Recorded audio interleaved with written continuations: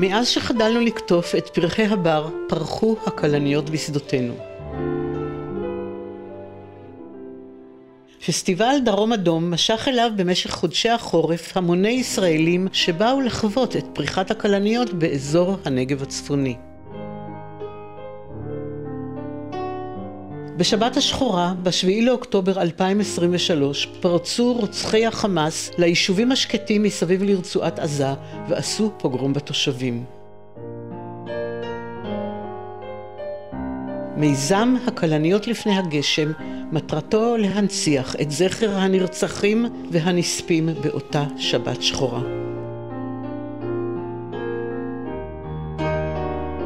על המיזם מספרות שתי קרמיקאיות, רחל צמיר ואמונה סירקין.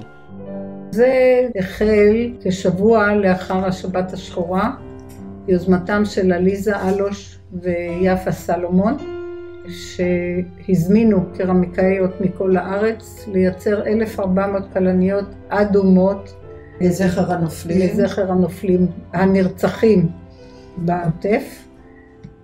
הם הפיצו את זה ואני קיבלתי את זה דרך הוואטסאפ, זה היה בשבת. ביום ראשון התחלתי פה עם קבוצת תלמידות, ולמיזם הזה הצטרפו אליי חברות וחברות של חברות.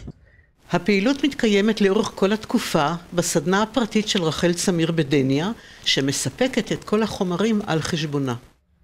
בהתחלה אנחנו התחייבנו ל-200 כלניות, שלפני שבועיים מסרנו אותם למיזם הכללי, שכבר מוצג בכל מיני מקומות, אנשים ראו את זה בים המלח, שבוע שעבר הוצגו בבארי על רקע ההרס הנוראי. אבל כל הרעיון היה בעצם להציג את הכלניות בעוטף. אבל היו כל כך הרבה כלניות, כיוון שהרבה מאוד קרמיקאים רצו להצטרף, ואז הם החליטו להגיע למספרים של כלניות כמו 100,000 ולהציג את זה בכל הארץ. ואנחנו כחיפאיות הצטרפנו גם כן למיזם הזה, ועכשיו אנחנו עובדות על המיזם החיפאי.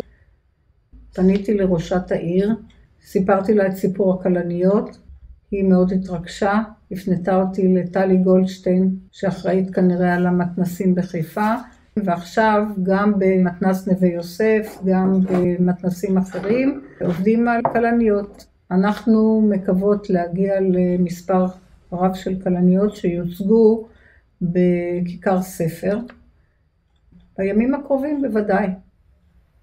הזכרתם קודם איך עלה מספר הכלניות, שבהתחלה היה מדובר על 1,400 כלניות שמיועדות להצגה בבארי. היזמיות לא תיארו לעצמן כמה קרמיקאיות תרתמנה לעניין, וזה דבר גורר דבר. הגיעה בהתחלה קבוצה של 8 שלחו עוד 8 שלחו עוד 8, וזה מה שקורה אצלנו. מבחינתנו התרומה שלנו למיזם הכללי הסתיימה, אבל אנחנו ממשיכות למיזם החיפאי, ושם דרושים עוד הרבה מאוד פרחים. כמה פרחים אתן חושבות שייצרתם עד היום? עד היום לפחות 400, ואנחנו נגיע מתקרבים ל-500 בערך. שמתי אחד על יד השני, ואם הן נוגעות אחת בשנייה, מטר מרובע צריך 68 כלניות. אז כמה היו לך? כמה יהיו לי אני לא יודעת, אבל זה המון. היכן מתוכנן להציג את כל הכלניות? אני מבינה שמיזם ממוקד בבארי. המיזם לא ממוקד בבארי.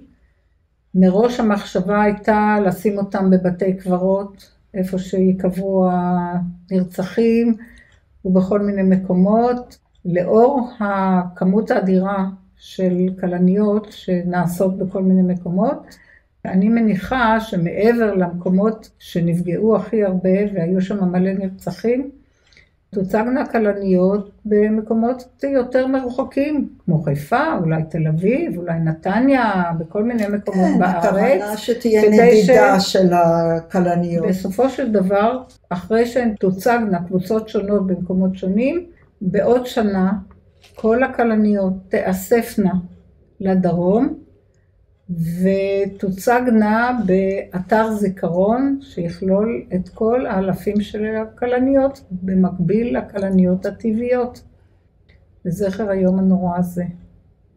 אני מקווה שנצליח להרים את זה. שעות רבות הוקדשו לזה, הרבה שמחה ועניין גילו החברות. אני לא בטוחה שהמילה שמחה היא המילה הנכונה, אלא נכונות אפילו שמחה. זה היו אנשים שבאו לעשות את זה, שכחו לכמה שעות, הרדיו היה סגור, דיברו על כל הדברים שבעולם. היו שעות של חסד. יותר מתאים לקרוא לזה שעות של חסד, מה ששעות של שמחה, כי שמחה לא הייתה לנו כבר הרבה זמן. בואי נאמר שיש, גם בימים האלה יש שמחות. המיזם הזה העשיר מאוד את ימינו בימים המודאגים האלה, והשיתוף של חברות וחברות שבאו לפה לסדנה, עשו כלניות, צבעו אותן, הכניס הרבה שמחה, הוציא נשים מהבית, חלקם כתרפיה, במקום לשבת מול המסע, אז ישבו פה, ובאהבה גדולה וברצון רב, לא מתנדבות פעם אחת, אלא באות כמה פעמים, ותענוג. היה מאוד נעים לעבוד כאן, אנחנו נהנות מאוד, גם ביחד וגם ליצור. ושאנחנו עושות איזשהו דבר, מרגש מאוד.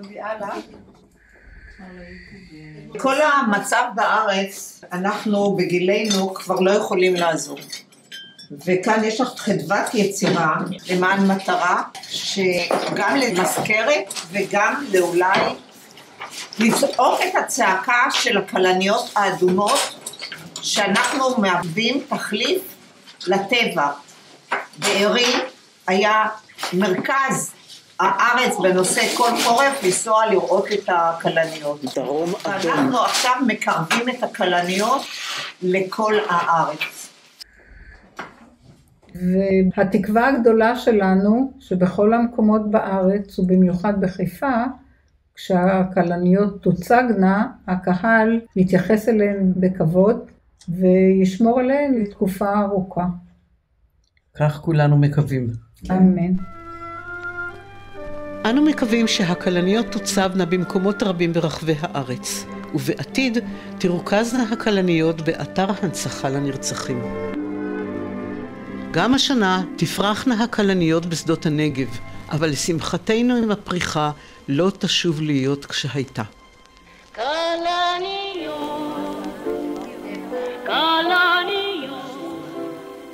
כלניות אדם דמות דמוניות,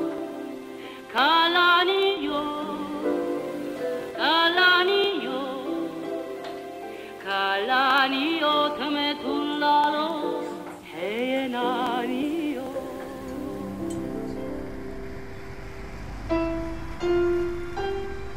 למעלה מ100 ימים חלפו מאז השבת השחורה ומיזם הכלניות לפני הגשם, שעליו עמלו הקרמיקאיות רחל, אמונה וחברותיהן, מגיע לשלב האחרון. שתילת הכלניות בכיכר קריית ספר, הידוע לאחרונה גם בשם כיכר החטופים.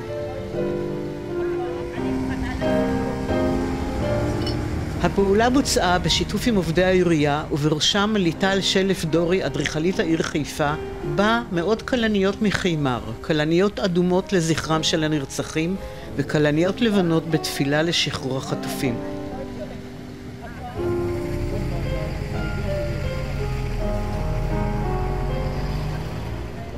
ראש העיר עינת רותם קליש הגיעה לכיכר והתרגשה עם כל הנוכחים. קבוצות נוספות של קרמיקאיות עבדו על המיזם החיפאי, והכלניות שלהן ניטעו ברחבת הכניסה של בית העירייה, גם בכיכר גיורא פישר בקריית חיים, ויהיו כנראה מקומות נוספים.